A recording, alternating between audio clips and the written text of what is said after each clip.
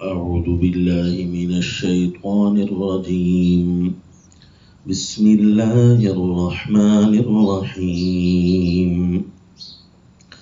ألف لام ميم صاد كتاب أنزل إليك فلا يكن في صدرك حرج منه لتنذر به وذكرى للمؤمنين صلی اللہ علیہ النبی الکریم۔ سورۃ الاعراف کا تعارف کیا ہے؟ یہ سورت اپنی پہلی آیت ہی دعوے کے طور پر یہ ہمیں سمجھاتی ہے کہ اس سورت کے اندر جو ہے انذار اور تذکیر کی بات ہے۔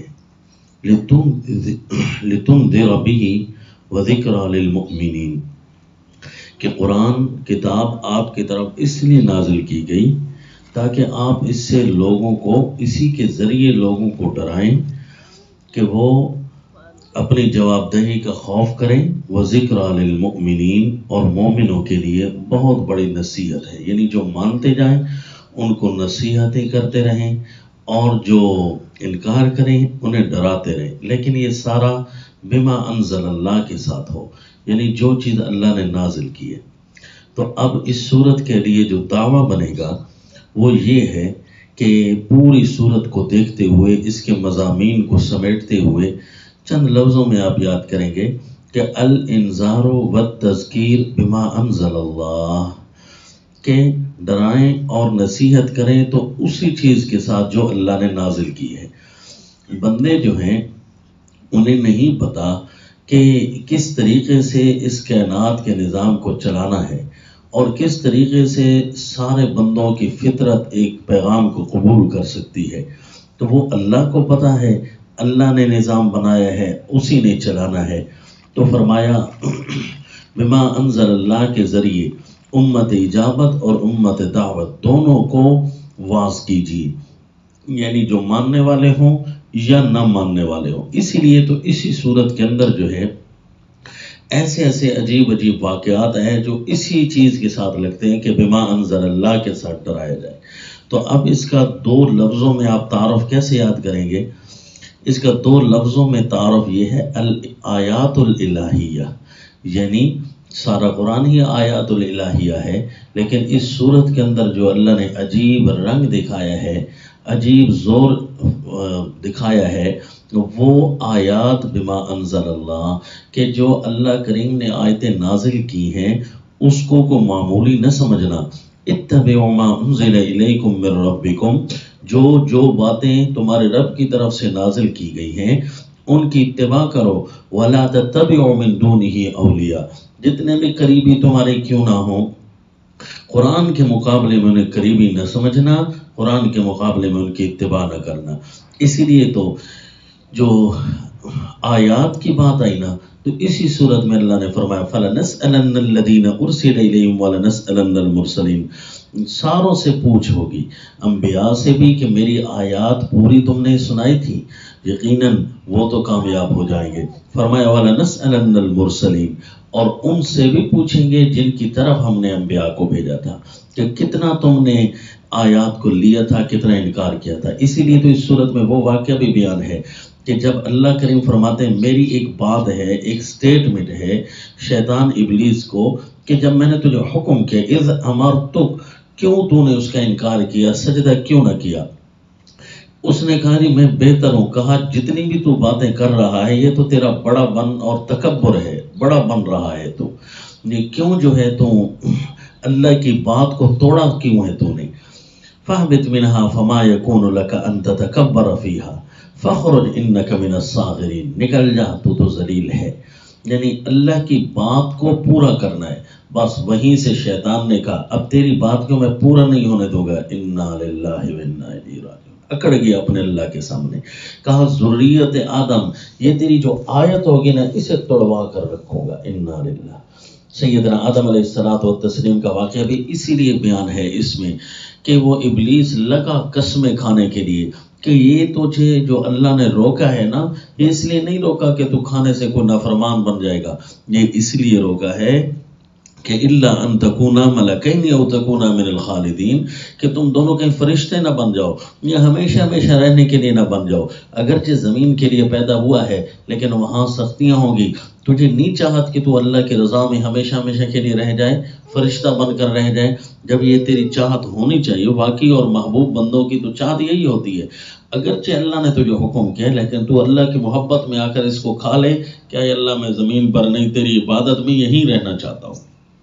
انا للہ، یعنی اتنا نورانی ہتھیار استعمال کیا ہے۔ وہ اس کا مطلب ہے شیطان کے پاس نورانی ہتھیار بھی ہیں، ایک طرف اللہ کا امر ہے اور دوسری طرف وہ اللہ کی محبت یاد دلاتا ہے کہ ٹھیک ہے اللہ کا امر ہوگا لیکن تو اس شوق میں کھا لے کہ میں فرشتہ بن جاؤں یا میں اس میں ہمیشہ ہمیشہ رہ جاؤں۔ وقاسمہما، بڑی قسمیں کھائیں اس نے، انی لکما لمن الناصحین، کہ میں تمہارا خیر خواہ ہوں۔ آگے بھی تو سیدنا آدم علیہ السلام اللہ کے پیغمبر ہیں، وہ فوراً دھتکار دیتے کہ دفع ہو جا، یہ اللہ کے امر کو توڑواتا ہے، اللہ کی آیت کو توڑواتا ہے، اللہ کی آیت پر 100% عمل کرنا یہ ہم سے پوچھ ہونی ہے۔ تو وہ تو اچانک چونکہ بھول گئے عین اسی لمحے جس لمحے آپ نے وہاں سے جانا تھا، تو اس لیے فرما دیا اے اللہ میں نے تو ظلم کیا، مجھ سے کمی ہو گئی۔ اللہ نے فرمایا تمہیں ہم نے معاف کر رکھا ہے، لم نجد لہ عزما، تمہارا تو خیال تک بھی نہیں تھا نافرمانے کا، یہ تو بھول ہوتی ہے، خیر ہے اس کی۔ لیکن کیس شیطان پر بنا، اس نے کہا دیکھ توڑوا تو دی نا تیری بات پوری تو نہیں ہوئی نا، تو کیس اس پر بن گیا کہ بات تو میری پوری ہو گئی، میرے پیغمبر نے ذرا بھر بھی میری نافرمانی نہیں کی، اور میری بندوں سے چاہت بھی یہی ہے کہ وہ ذرا بھر بھی نافرمانی نہ کریں، بات تو میری پوری ہو گئی لیکن چونکہ تیری شوق بھی کہہ رہا ہے کہ پوری ہو گئی ہے لہذا کیس تیرے اوپر بن گیا، کیس اس پر بنا۔ فاخرجہما مما کانا فی، کہا تو نے نکلوایا ہے نا جنت سے؟ اس نے کہا ہاں میں نے نکلوایا ہے۔ کہا پھر تیرے اوپر کیس بن گیا، اگرچہ یہ جنت سے نکلے نہیں ہے، کیونکہ اگر سزا کے طور پر میں نکالتا تو انہیں واپس بلا لیتا جب میں نے ان کی توبہ قبول کی ہے، چونکہ ان کا ٹائم اتنا پورا ہی تھا جتنے دیر انہوں نے جنت میں رہ کر پھر زمین پر جانا تھا، جنت میں ٹریننگ کے لیے رہنا تھا۔ میری بات تو میرے نبی نے پوری کر دی، کیونکہ اللہ نے فرمایا کہ تو جتنا مرضی زور لگا میری بات کو، میری آیت کو توڑوانے میں، اجلب علیہم بخیلک ورجلک وشارکہم فی الاموال والاولاد وعدہم وما یعدہم الشیطان الا غرورا، اپنی فوجیں لے کر آ، میرے بندوں کو کہہ کہ اللہ کی نافرمانی کرے، پیادہ بھی لے کر آ، اپنے گھوڑ سوار بھی لے کر آ، لشکر کے لشکر میرے بندوں پر تو لے کر آ، ان عبادی لیس لک علیہم سلطان، میرے بندوں پر تیرا کوئی زور نہیں چلے گا، میری وہ کوئی بات نہیں توڑیں گے۔ اس لیے تو شیطان نے کہا نہیں میں بیٹھوں گا تیرے سیدھے راہ پر، انا للہ لا تقعدن لهم صراطک المستقیم، میں تیرے سیدھے راہ پر بیٹھ کر تیری آیت کو توڑوانے کی پوری کوشش کروں گا، بڑی ساری نہیں تو تھوڑی ساری توڑ دیں گے، عقیدے میں نہیں تو عمل میں توڑ دیں گے، جان بوجھ کر نہیں تو بھول کر توڑ دیں گے۔ بھول کو تو اللہ نے معاف کر دیا۔ یہ کہنے لگا میں سامنے بیٹھوں گا، پیچھے سے کھینچوں گا، دائیں سے کھینچوں گا، بائیں سے کھینچوں گا، تیری بات پوری نہیں کرنے دوں گا جس طرح کہ میں نے تیری بات یہاں پوری نہیں کی۔ انا للہ ثم لآتینہم من بین ایدیہم ومن خلفہم وعن ایمانہم وعن شمائلہم وَلَا تَجِدُ أَكْثَرَهُمْ شَاكِرِينَ۔ اللہ نے فرمایا میرے بندوں کا کوئی زور نہیں لگے گا، اسی لیے اللہ نے بھی یہاں بار بار 4 دفعہ فرمایا یا بنی آدم یا بنی آدم یا بنی آدم، اے بنی آدم خیال کرنا یہ تم سے میری باتیں توڑوائے گا۔ اسی لیے اللہ نے یہاں چند انبیاء کے باتیں ارشاد فرمائی، واقعات، اور خصوصاً سیدنا موسیٰ علیہ السلام کا تفصیلی واقعہ بیان کیا کہ دیکھ فرعونی اتنے تک آ جاتے تھے کہ میں اللہ کی بات 100% انہیں اپنے سامنے پوری ہوتے نظر آ رہی ہوتی تھی، وہ کہتے تھے بس یہ چھوٹا سا عذاب ہٹ جائے نا ہم ایمان لے آئیے، جب ہم عذاب ہٹاتے تو پھر وہ اللہ پر ایمان نہیں لاتے تھے، حالانکہ اللہ کی باتیں تو پوری ہوتے دیکھ رہے تھے۔ اور اسی طرح ایک بڑے عالم کا واقعہ بھی اللہ نے، بڑے عابد زاہد کا واقعہ بھی اسی صورت میں بیان کیا کہ وَاتْلُ عَلَيْهِمْ نَبَأَ الَّذِي آتَيْنَاهُ آيَاتِنَا، ہم نے اسے اپنی آیات کا علم نصیب فرمایا تھا، لیکن وہ شیطان کے پیچھے چلا، آیات کو اس نے توڑ دیا۔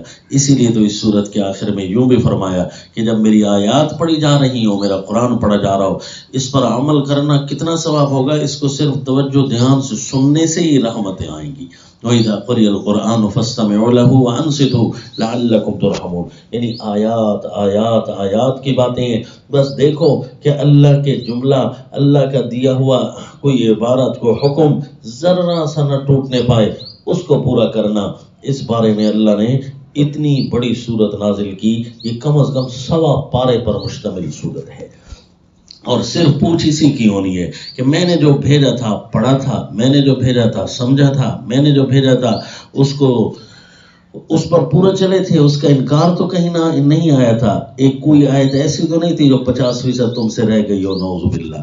یعنی آیات الالہیہ یہ اس سورت کا عنوان ہے اور اس سورت کا تعارف ہے. اور التذکیر، الانذار والتذکیر بما انزل اللہ، یہ ایک عربی عبارت چھوٹی سی یاد کر لیں. یہ تعارف دعویٰ کے لیے ہوتی ہے، اور اس دعویٰ کی چھوٹی تعبیر یوں کریں کہ الانذار والتذکیر بما انزل اللہ یعنی الآیات الالہیہ. جس طرح پچھلی صورت تھی الحجج الالہیہ البالغہ، یہ صورت ہے الآیات الالہیہ. اس سے پچھلی صورت المائدہ تھی العقود الالہیہ. اس سے پچھلی صورت النساء تھی القوانین الالہیہ. پھر سورہ آل عمران تھی، اس سے پچھلی صورت القضاء الالہیہ. سورہ البقرہ تھی الاحکام الالہیہ. سورہ الفاتحہ تھی الالوہیۃ الالہیہ. وما علینا الا البلاغ.